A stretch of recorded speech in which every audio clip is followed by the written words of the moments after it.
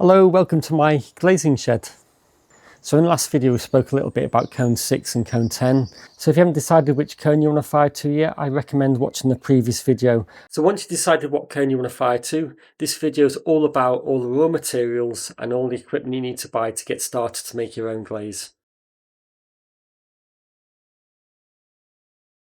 So this shopping list consists of all the basic raw materials you'll need to do a cone 6 or cone 10 glaze. We'll also talk about the equipment you need. There is quite a lot to buy, but I'll try to keep the list as small as possible. So all these raw materials will enable you to make a clear glaze, like a clear base glaze.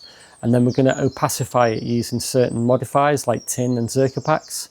And that'll give you a nice white glaze. And then we'll go into using colorants like copper or cobalt and iron. And also we'll be adding rutile, which will also start giving you some nice interesting effects. So these basic raw materials will give you a really good palette of textures and colours and will get you started.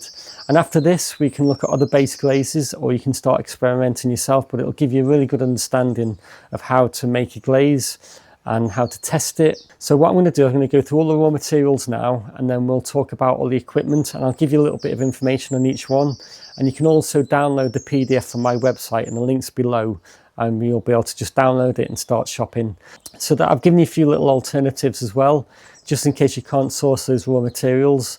If you're in the States, you may not be able to get certain things, and likewise in the UK. So I tried to keep it quite simple, and most of the materials are quite accessible and easy to buy. I'm going to go into the shed now and I'll show you all the basic stuff I've got, and then I'll talk to you a little bit about your shopping list.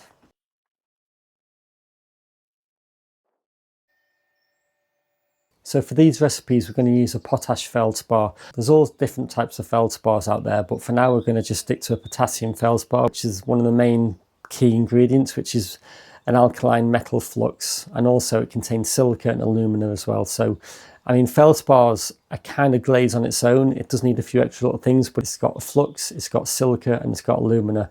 And this is like your main base for the glaze. Secondly, you're going to need some silica. This is basically the glass former, and this either comes in a form of flint or quartz. I tend to buy flint for mine. The third key ingredient for your base is going to be your stabilizer, which is a clay, and I tend to go for EPK. You can go for ball clay as well. It's a bit more dirty, it's got more impurities in it, a bit of iron, but you can still use it, but I tend to go for EPK. So the next set of key ingredients for your base glaze is going to be a flux, and this is your alkaline earth fluxes. I'll go into more detail about this later. So the feldspar in your first list is your alkaline metal flux, and these are your alkaline earth fluxes, and you need the two to work together really well for a glaze. So your source of alkaline earth flux is going to be whiting. So the next thing to buy is dolomite, and dolomite is basically a calcium magnesium flux. Again, I'll talk to you about fluxes later on.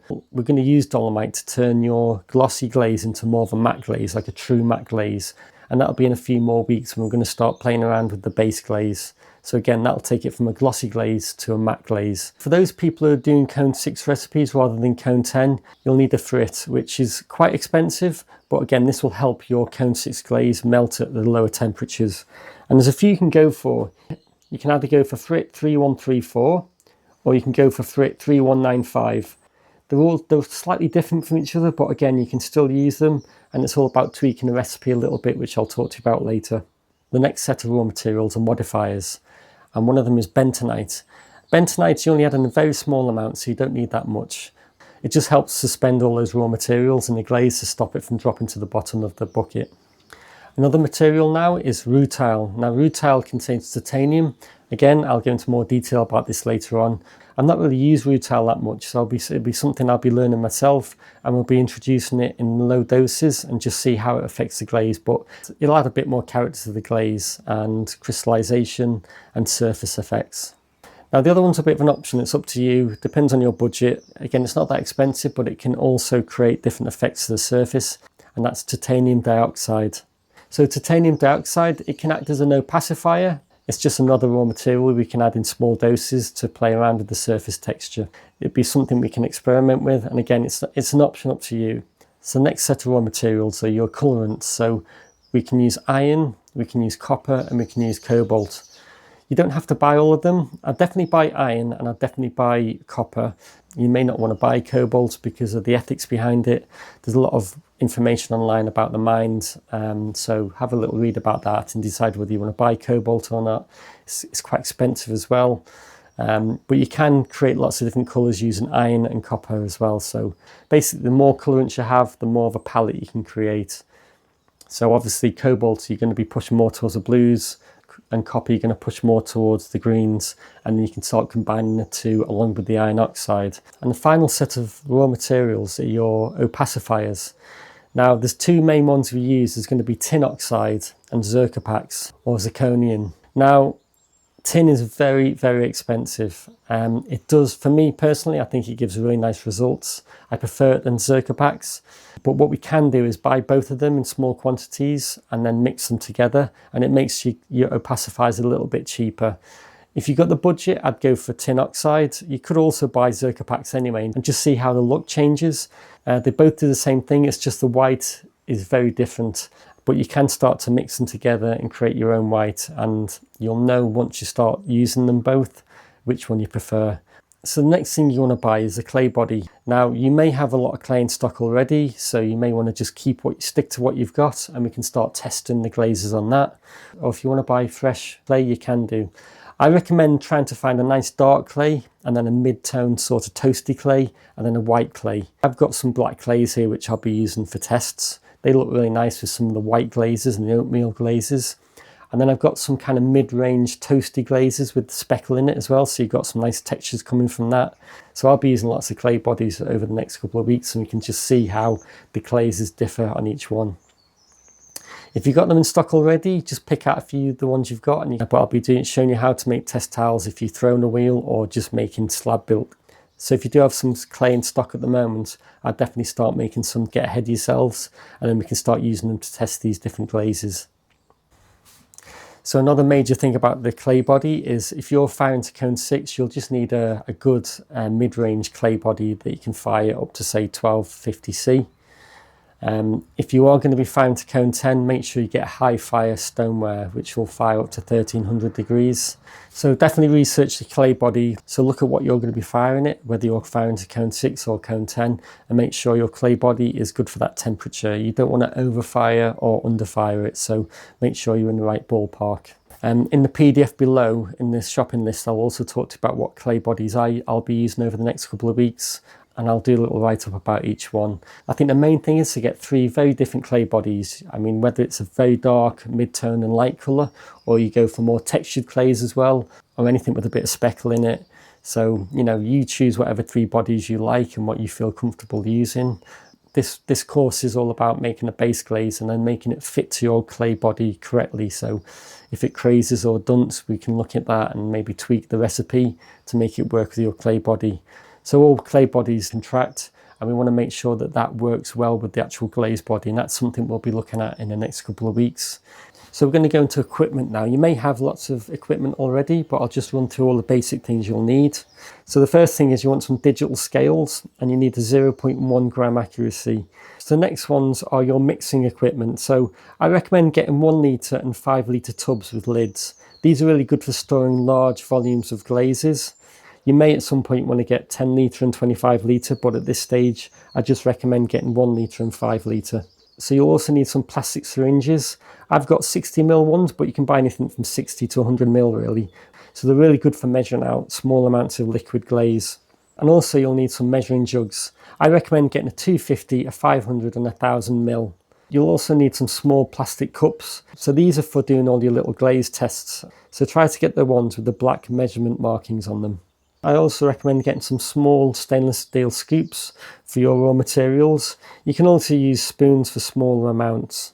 But the scoops are good for just the larger volumes of, say, feldspar, where you're using quite a lot of it in your glaze. And I recommend getting some potter's tongs for when you start using larger pieces of bisqueware. I'd recommend getting a whisk for mixing up your glazes in the larger buckets. You can get some small stirring sticks. Again, you can just use a spoon if you want, or any kind of stirring rod. These are some of the ones that I use, which are really handy. And I recommend getting an 80 mesh sieve. These are really good for just breaking up all the small bits of raw materials. So you won't really need much more than 80 mesh. I'd recommend getting a large and a small. The small one's really good for when you're just doing small glaze tests, and the larger one's really good for when you want to do 5 litre batches of glaze. Next is for recording and labelling your tests. So I recommend getting a notebook, because you'll be doing a lot of writing down. You'll be writing down all your glaze recipes and just notes and results. I'd also get some waterproof labels and a permanent marker. You'll need to mark all your glaze tests. Some people tend to use a number stamp. I just use a pin tool for the clay, which I'll talk to you about later. You can also use a underglaze pencil to mark the clay, but if you've got a darker clay, obviously the darker pencils won't show up. So for safety, I recommend getting some eye protection. You don't want to get dust in your eye. It can be quite an irritant. I also definitely recommend a high particulate respirator, a P100 recommended if you can. This is the one I use, which you can just buy from Amazon, but I strongly recommend getting one of these because you don't want to start inhaling the raw materials. I can guarantee you'll get glaze all over the show, so I recommend just getting an apron or any kind of old clothes really. The next recommendation are autumn cones. Now, if you are going to fire to cone 6, I recommend getting a number 5, a number 6 and a number 7. And then if you are going to be firing to cone 10, I recommend getting a 9, 10 and an 11. And I'll talk to you about making cone packs and where to place them in the kiln. And just general studio equipment, I recommend getting some nice big sponges and some old towels. So when you're making your own glazes, I do recommend keeping everything nice and clean. You just don't want the raw material dust to be floating around everywhere. So get yourself some good sponges and old towels. So I think that's it for now. So we've looked at raw materials and also equipment you need to buy. So if you've got any questions, please comment below. I'll try and help where I can, but I know it's quite expensive to start off with if you do have to buy everything from scratch. But long term, you will save a lot of money making your own glaze. And don't forget, you'll be able to control it and really understand what's going on behind the actual glaze and the chemistry. And I don't expect you to replicate what I'm doing. You know, you can also run your own experiments and just see how all the oxides, how all the colorants work, and some of the interesting effects you get from rutile and titanium dioxide affect the glaze itself. But at the end of the day, it's all about making a really good, stable glaze, and that's one of the most important things about what I'll be talking to you about over the next few weeks. So I'll leave that with you now, and then I'm going to start making some videos on how to make test tiles next. And then I'm going to go into more depth about the raw materials and then how we're going to start doing these tests. Also, if you've got lots of old bisqueware, any bisqueware that's cracked or broken, I tend to keep hold of that and just put it in a bucket. And I just use that for some of my glaze tests as well. So we've got a busy couple of weeks ahead. But for now, if you just get all your shopping list in, and then we'll get started. And thanks for watching right to the end. If you've got any questions, please comment below. Please subscribe. It really helps the channel. And I will see you soon. Thank you very much.